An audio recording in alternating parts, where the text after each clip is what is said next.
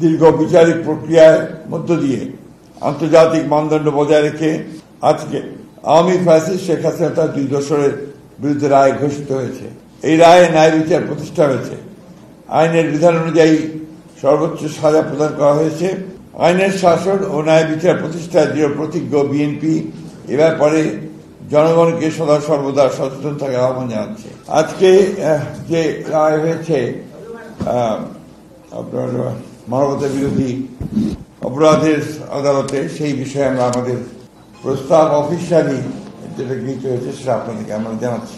দীর্ঘ 16 বছরের ফ্যাসিবাদ বিরোধী গণতান্ত্রিক আন্দোলনের ধারাবাহিকতায় 2024-এর ছাত্র গণঅভ্যুত্থানের মধ্য দিয়ে প্রিয় মাতৃভূমি বাংলাদেশ ফ্যাসিবাদ মুক্ত হয়েছে। এই দীর্ঘ রক্তাক্ত সংগ্রামে শত সহস্র বিরোধী দলীয় রাজনৈতিক নেতাকর্মী সহ সমাজের সর্বস্তরের অসংখ্য নাগরিক গুম, খুন, বিচার বহির্ভূত হত্যাকাণ্ড, হামলা, মামলা, নির্যাতন, নিপীড়ন ও অবর্ণনীয় দুর্ভোগের শিকার হয়েছে।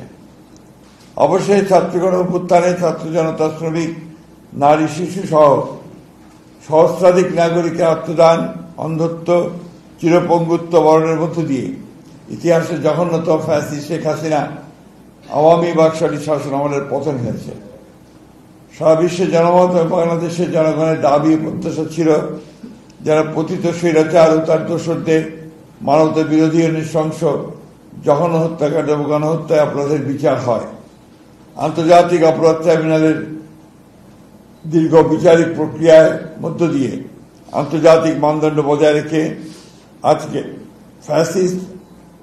আওয়ামী ফ্যাসিস্ট শেখ হাসিনা তার 2 দোষরের বিরুদ্ধে রায় ঘোষিত হয়েছে। এই রায়ে ন্যায় বিচার প্রতিষ্ঠা হয়েছে। আইনের বিধান অনুযায়ী সর্বোচ্চ সাজা প্রদান করা হয়েছে।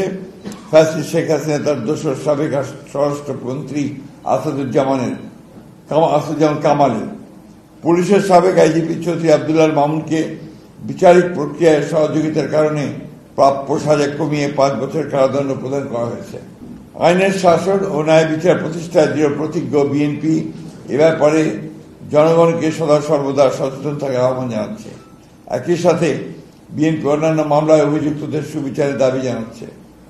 আমরা মনে করি গত 16 বছরের গুম, খুন ও বিচার বহির্ভূত হত্যার শিকার এবং 2024 ছাত্র গণ অভ্যুত্থানে রাষ্ট্রীয় সন্ত্রাসের শিকার সহস্রাধিক শহীদের আত্মা শান্তি পাবে এবং তাদের পরিবার পরিজনদের ক্ষোভ কিছুটা হলেও প্রশমিত হবে।